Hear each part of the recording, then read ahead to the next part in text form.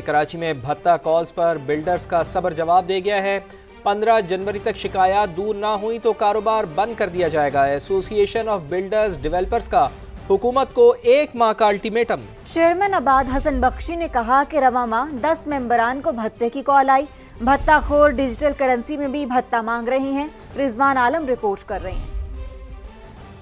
50 लाख दो या गोली खाओ। कराची में भत्ताखोरों ने जीना हराम कर दिया। ताजिरों के बाद बिल्डर्स को भी रडार पर ले लिया। 17 दिनों में बिल्डर्स एसोसिएशन के 10 मेंबरान को बैरून ममालिक से भत्ते की कॉल्स मौसूल। भत्ताखोरों की दीदा दिलेरी और अदम तहफ्फुज़ के खौफ से बड़ी बड़ी इमारतें खड़ी करने वालों की भी टांगें कांपने लगी। Association of builders and developers ने भत्ता माफिया के खिलाफ एक्शन का मुतालबा करते हुए कारोबार बंद करने की धमकी दे दी।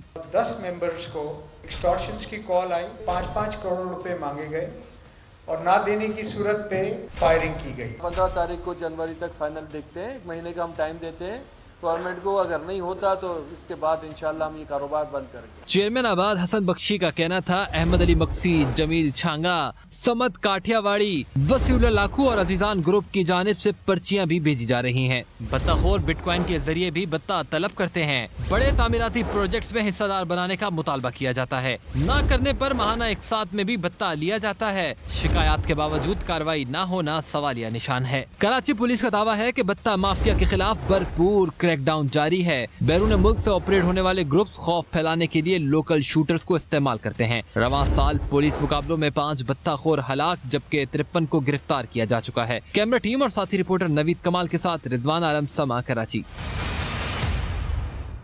कराची में इंतजामिया की गफलत एक और जान ले गई है। कोरंगी नंबर 4 जमान टाउन में बुजुर्ग शहरी नाले में गिरकर जाँ बहक। हादसे की CCTV फुटेज मंजर आम पर आ गई है।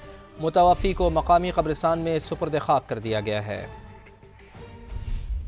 बरसाती नाला खूनी नाला बन गया। कोरंगी जमान टाउन में नाले में गिरकर बुजुर्ग शहरी जिंदगी गंवा बैठा। वाक़े की CCTV में देखा गया कि बुजुर्ग शहरी साइकिल लिए गुजर रहा था कि हिफाजती दीवार न होने के बायस तवाज़ुन बिगड़ने पर नाले में गिरा और जाँ बहक हो गया। खुद निकाला इनको, अपना खुद रेस्क्यू करा, फिर खुद एम्बुलेंस बुलाई, खुद अपना 15 पे कॉल करी, खुद अपनी मदद आपके तहत वहाँ लेके गए। कोई इंतजामिया नहीं। अभी सुबह हुई है तो हर कोई आ रहा है, कोई पुलिस वाले भी आ रहे हैं, सारे जो है ना KMC वाले भी आ रहे हैं। लाश घर पहुंची तो कोहराम मच गया। वर्सा ने इंसाफ का मुतालबा किया है। गवर्नमेंट से गुजारिश है ये जो है नाले वगैरह कल को जो कोई और हादसा नहीं हो जाए। इससे पहले भी जो है 2-3 महीने पहले जो है बच्चा वहाँ से समझ लो निकाला ही गया था। मोहल्लेदारों ने बताया कि पहले भी हादसा हो चुके लेकिन अब तक इंतजामिया को होश न आया। ये स्कूल का तो इफ्तिताह हो गया, बच्चे आएंगे यहाँ, पहले स्कूल जाएंगे, शायद पहले नाले में जाएंगे। ये बहुत खतरनाक है भाई। ये तो कोई जो है ना हादसा हो जाता है, इधर जो है ना लोग भी, बच्चे भी घूम रहे हैं। बुजुर्ग शहरी को मकामी कब्रिस्तान में सुपुर्द खाक कर दिया गया। रवां साल कराची के मुख्तलिफ इलाकों में मैन होल और नालों में गिर कर मरने वालों की तादाद 24 हो गई। कैमरा टीम और साथी रिपोर्टर शाहनवाज कादरी के साथ खुर्शीद आलम, समा, कराची। कराची के इलाके कोरंगी नंबर 4 जमान टाउन में नाले में गिरने से बुजुर्ग शहरी की मौत पर इलाका मकीन इंतजामिया पर बरस पड़े। कहते हैं अहले कराची का कोई पुरसाने हाल नहीं, मेयर कोई एक्शन क्यों नहीं ले रहे।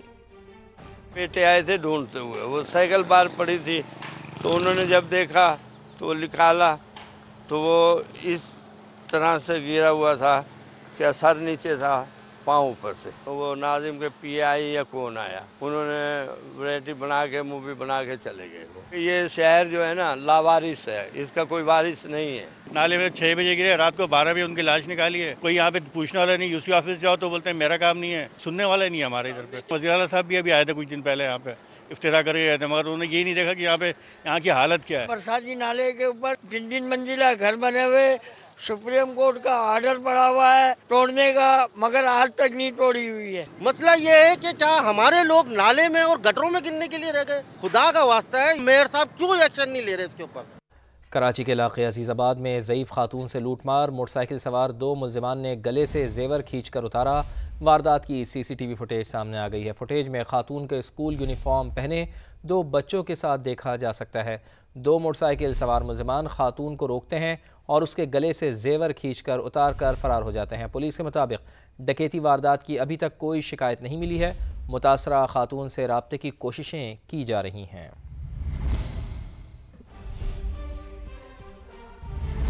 अब आपको बताएं कि कराची और लाहौर के रेलवे स्टेशन पर मुसाफिर ट्रेनों की रवानगी के मुंतजिर कहते हैं कई घंटे इंतजार करने पर मजबूर हैं। इंतजामिया गायब है, कोई ताखीर की वजह बताने वाला नहीं। 6.5 घंटे जो है ना वो ट्रेन लेट है, 6.5-7 घंटे। हम लोग खानेवाल जा रहे थे, 5 बजे की ट्रेन है और जिस ट्रेन ने जाना है 17 अप वो अभी आई नहीं है। लोग रुल रहे हैं बच्चों के साथ, ठंड का मौसम है, इनको कोई ना कोई अपडेट तो देनी चाहिए ना। 4.5 घंटे यहाँ बैठे हुए हो गए, अभी भी हमारी ट्रेन का कोई पता नहीं है। आई नो फॉर दैट के ट्रेन डिले हो रही हैं फॉग की वजह से, लेकिन एटलीस्ट आप नंबर जब ले रहे हैं, कॉन्टैक्ट नंबर ले रहे हैं, एक छोटा सा SMS कर दे, मैसेज कर दे, ताकि जो है ना आवाम जो है उसी टाइम पे आए जिस टाइम पे ट्रेन आने वाली है। वजह कुछ भी नहीं बताते, कुछ भी कोई नहीं बताता। भाई ये है कि इधर वाली उधर वाली आएगी ही जाएगी आके, इधर वाली पता नहीं जो इधर से जानी थी 3 बजे वो पता नहीं कहाँ चली गई। 2 बजे बुलाया था, कहता है 4 बजे गाड़ी जाएगी। अभी 4 से इन्होंने 9 बजे बताया, अभी 9 से कह रहे हैं कि 12 बजे शायद हो सकती है गाड़ी जाए। कराची जा रहे हैं ग्रीन लाइन से और ट्रेन जो है अभी पता चल रहा है कि ये 12 बजे चलेगी और 8:40 का इसका टाइम है। 12 बजे कराची पहुंचना था और मेरी 3 बजे की टिकट हुई हुई है, मैंने एयरपोर्ट पे पहुंचना है, लेकिन वो ट्रेन ने मुझे इतना लेट कर दिया कि उस वजह से मेरा टिकट भी आगे का ज़ाया हो गया। हम खुद चाहते हैं कि हम अपनी रेलवे को प्रेफर करते हैं सफ़र करना, तो इसको प्रॉपर टाइमिंग से आना चाहिए और लोगों की मुश्किलात आसान होनी चाहिए। पंजाब के मुख्तलिफ शहरों में धुंध के डेरे, रास्ते धुंध में गुम होने के बाइस आमदोरफ्त का मोटरवे के कई सेक्शंस बंद कर दिए गए हैं। M4 खानेवाल से मुल्तान तक बंद है, M5 उस शरीफ से मुल्तान और ज़ाहिर पीर तक बंद कर दी गई है। तर्जुमान मोटरवे पुलिस के मुताबिक मुसाफिर मुतबादिल रास्ता इख्तियार करें और गैर ज़रूरी सफ़र से गुरेज करें। सफ़र की सूरत में फॉग लाइट्स का इस्तेमाल ज़रूर करें।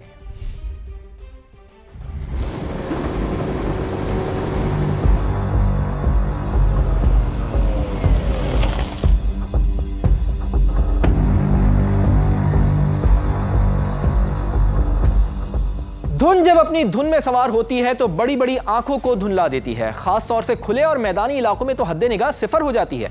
ऐसे में मोटरवे पर सफर करना जान हथेली पर रखने से कम नहीं होता, लेकिन आपका सफर महफूज हो सकता है अगर आप इन हिदायत पर अमल कर लें। सबसे पहले तो ये कि धुंध के दिनों में मोटरवे की बजाय नेशनल हाईवे को तरजीह दें और किन हिदायत पर अमल जरूरी है आइए आपको बताते हैं।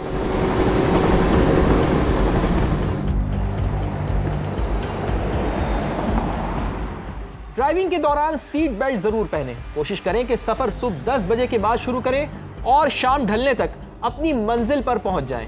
बिलफर्ज मोटरवे से ही जाना है तो फिर रफ्तार की मुकर्रर हद पर लाजमी अमल दरामद करें। फॉग लाइट्स तो बहुत ही जरूरी हैं जनाब, नहीं तो कम से कम आम हेडलाइट्स पर जर्द पेपर जरूर लगवाएं। सफर के दौरान आपकी और आपसे आगे चलने वाली गाड़ी के बीच मुनासिब फासला होना चाहिए।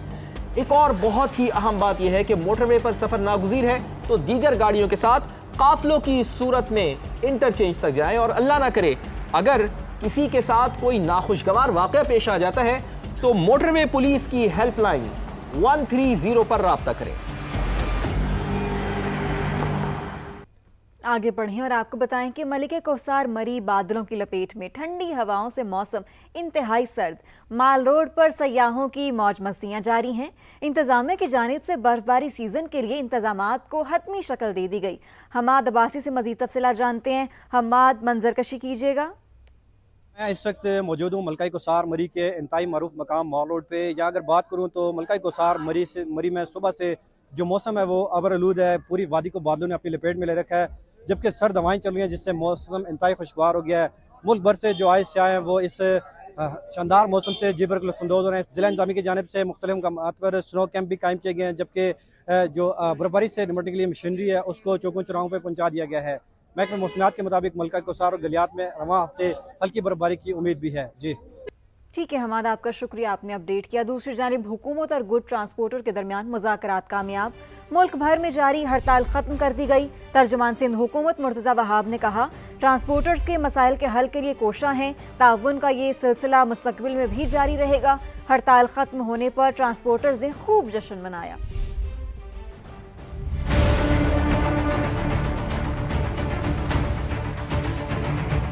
हुकूमत से मुज़ाकरात, गुड्स ट्रांसपोर्टर्स ने हड़ताल खत्म कर दी। वफाक और सिंध हुकूमत के वफूद ने दूसरे रोज भी गुड्स ट्रांसपोर्ट अलायंस के सदर मलिक शहजाद ऐवान समेत दीगर क़यादत से मुज़ाकरात किए। तर्जुमान सिंध हुकूमत मुर्तज़ा वहाब ने ट्रांसपोर्टर्स को ताउन का यकीन दिलाया।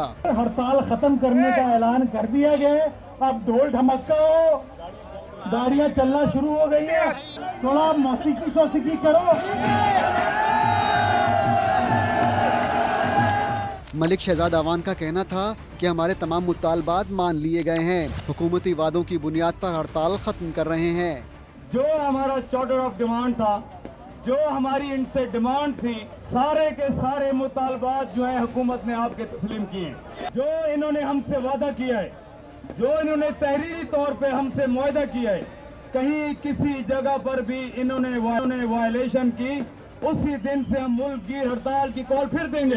हड़ताल खत्म होने की खुशी में गुड्स ट्रांसपोर्टर्स ने ढोल की थाप पर रक्स किया और खूब मनाया।